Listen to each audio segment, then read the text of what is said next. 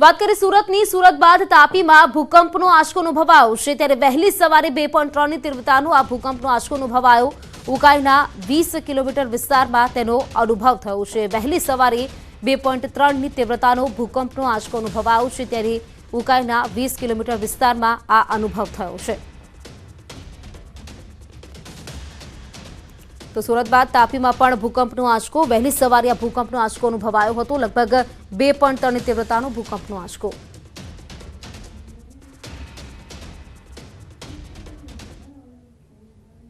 તો ગેરકાયદે હથિયાર બનાવતી ફેક્ટરી ઝડપાઈ છે. ગીર સોમનાથના તાલાલાના ગુંદરણ ગામની આ ઘટના છે, જેમાં ગેરકાયદે ફેક્ટરીમાંથી બંદૂકો અને હથિયાર મળી આવ્યા છે. ઘાતક હથિયારો સાથે એક વ્યક્તિની ધરપકડ પણ કરવામાં આવી છે. ગીર સોમનાથ એસઓજીએ ગેરકાયદે ફેક્ટરી ઝડપી પાડી છે. તો ગેરકાયદે ફેક્ટરીમાંથી આ બંદૂકો અને હથિયાર મળી આવ્યા છે. ગેરકાયદે હથિયારો બનાવતી ફેક્ટરી ઝડપી પાડવામાં આવી છે. બંદૂકો, ધારિયા અને હથિયાર બનાવવાનો જે સામાન છે તે પણ જપ્ત કરવામાં આવ્યો છે. એક વ્યક્તિની ધરપકડ કરવામાં આવી છે. ગેરકાયદે હથિયારો બનાવતી આ જે ફેક્ટરી છે તે પકડાઈ છે. એસઓજીએ ગેરકાયદે ફેક્ટરી ઝડપી પાડી છે. તો ગેરકાયદે હથિયારો બનાવતા હતા આ ફેક્ટરીમાં. લગભગ વાત કરીએ તો જ્યારે એસઓજીએ આ જે ફેક્ટરી છે તે ઝડપી પાડી છે. એક વ્યક્તિની ધરપકડ પણ કરવામાં આવી છે. જે સામાન છે તે પણ જપ્ત કરવામાં આવ્યો છે.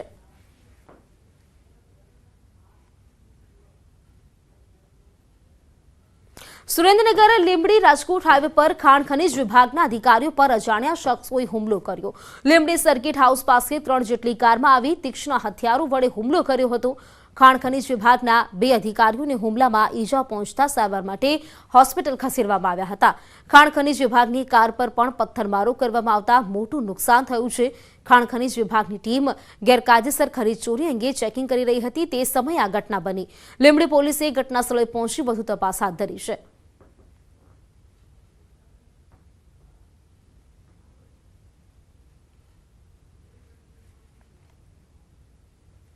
પાટણના હારીજમાં કુરેજા પાસેથી પસાર થતી નર્મદાની મુખ્ય કેનાલમાંથી મૃતદેહ મળી આવ્યો.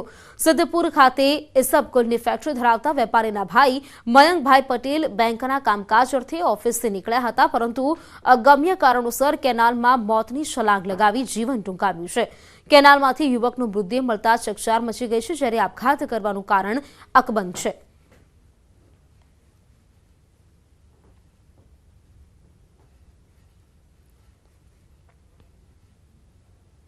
દ્વારકાના ખંભાળિયામાં બેહ ગામે ગત સાંજે 22 વર્ષીય યુવાન પર હુમલો કરવામાં આવ્યો હતો. જૂની બાબતનું બંદૂક રાખીને 2 શખ્સો દ્વારા લોખંડના પાઇપ વડે હુમલો કરવામાં આવ્યો હતો.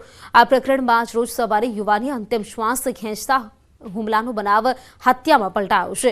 આ જીવલેણ હુમલામાં ગંભીર રીતે ઇજાગ્રસ્ત નારણ પભુ ગઢવીને ખંભાળિયાની હોસ્પિટલમાં પ્રાથમિક સારવાર અપાયા બાદ વધુ સારવાર માટે જામનગર ખસેડવામાં આવ્યો હતો, જ્યાં સારવાર દરમિયાન યુવાને અંતિમ શ્વાસ લીધા.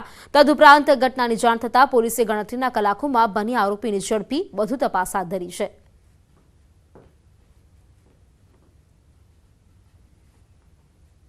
નારાયણ પબુભાઈ વરજાંગરા, ઉંમર વર્ષ 22, રહેઠાણ 2 ગામની સીમ નો આરોપીઓ થારિયાભાઈ સિંધિયા તેમજ રણમલભાઈ સિંધિયાએ રસ્તામાં આંતરી અને લાકડી તેમજ લોખંડની પાઇપ વડે શરીર ઉપર આડેધડ ઘા કરી અને મૃત્યુ નિપજાવેલું, જેનો ગુનો દાખલ કરેલો અને પોલીસે તપાસ કરેલી, જેમાં ખંભાળિયા પોલીસ સ્ટેશન દ્વારા તાત્કાલિક બંને આરોપીઓની ધરપકડ કરી અને કાયદેસરની કાર્યવાહી કરેલી છે.